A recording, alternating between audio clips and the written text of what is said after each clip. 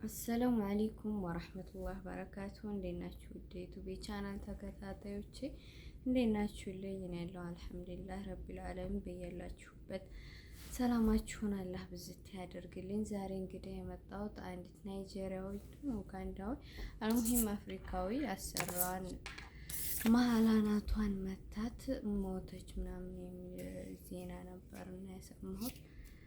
ሱብሃንአላህ ወላሂ ለአዚም አላህ ትዕግስቱን ሶብሩን ይስጣል። አብሶ እንደዚህ ልጅ ቤት ትላልቅ ሰዎች ትላልቅ ሴቶች ጋር ባልቴቶች ጋር የምትሰሩ እህቶቻችን ለአዚም ሶብር ሊኖራችሁ ይገባል። ባልቴቶቹ አብሶ ከህፃናት የባሱ ነዝናዛ ናቸው። ደም ነው የሚያፈሉት። ግን ለአዚም ሶብር ማድረግ አለብን። አሁን ይቺ ልጅ ብዙ ጊዜ አናዳድ ይሆናል። የሆነ ቅንጭላታችን ሌላ ውስጥ ነው የሚገባው ስንናደድ እና አሁን ላይ አብሶ ላይ ቶሎ ቦግ ነው የምንለው። ሶብር የለንም። ሱብሃንአላህ አላህ ሶብሩን ይስጣችሁ፣ ትዕግስቱን ይስጣችሁ። ምክንያቱም ሊያልፍ ቃም ብላችሁ ጊዜያችሁን ወደፊት አላማችሁን አታጨልሙ ማለት ነው እና ካልተቻለ ወደ ሀገር መሄድ እያለ ሱብሃንአላህ እንግዲህ አላህ የቀደረው ነው። ምንም ማድረግ አይቻልም። ካላህ በታይ ራሳችንን ማረጋጋት ራሳችሁን ማረጋጋት አለባችሁ ነው። ቸጋሪ ነው። አሁን ላይ እንዴት ነው የሚያምኑት? የኛ ኢትዮጵያውያን እንግዲህ ብዙ አሰሪዎቻቸው ከፎቅ ላይ እየወረወሯቸው በጣም ብዙ ሰራተኞች የሞቱ እህቶቻችን አሉ። ይህን ያህል ግን የነሱን ያህል ሆኖ አይጋነን። ምክንያቱም ኤምባሲያችን ደካማ ነው። ማንም ይህን ያህል እንትን ብሎ የሚከራከር ስለሌለ ይሁን ህጋችን ደካማ ሆኖ ይሁን ይሄን ያህል አይጋነንም። የነሱ ግን አሁን እንግዲህ ሰራተኛ የተባለን አፍሪካ የተባለን ይሁን ይሄ እስከሚረሳ ድረስ እንግዲህ በቃ በየቤቱ ሰራተኛ እንደዚህ አድርጋ ነው እንደዚህ አድርጋ። ኢትዮጵያዊ አይደለችም ግን አፍሪካ ስለሆነች ሁላችንንም በአንድ ነው እንትን የሚሉትና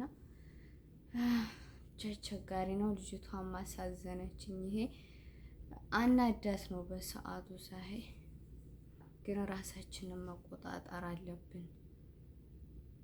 ሱብሃንአላህ አሁን እንግዲህ ሁሉም ሚዲያ እየተቀባበሉት በየአረቦቹ እጅ እየገባ እንግዲህ ሰራተኛቸውን ሀዲ ሀገኩማ ነው የሚሉት። አሁን ብዙ ሀበሾችን እየጠየቋቸው ላለኛ አይደለችም። ምክንያቱም ኡጋንዳ ትሁን ናይጄሪያ ትሁን ናት ግን የሚያስቡት የአፍሪካ ናት አፍሪካ ናት። እንዴት አምነን ልጆቻችንን ጥለን እንውጣ እያሉ ነው አረቦቹ። ወላሂ እኔ እንጃ ቸጋሪ ነው። ባልቴቶች አብሶ በጣም ጭቅጭቃቸው ሰርተሽውም አልሰራሽውም ነው። ከልጆች የባሱ ህፃን በጣም ትዕግስት የሚያስፈልገው ባልቴት ጋር የሚሰራ ነው ማለት ነው። አላህ ይጠብቃችሁ። ወላሂ አላህ ትዕግስቱን ይስጣችሁ። እንጃ በማለት ጨረስኩት። እኔ ልጅቱ በጣም ነው ያሳዘነችኝ።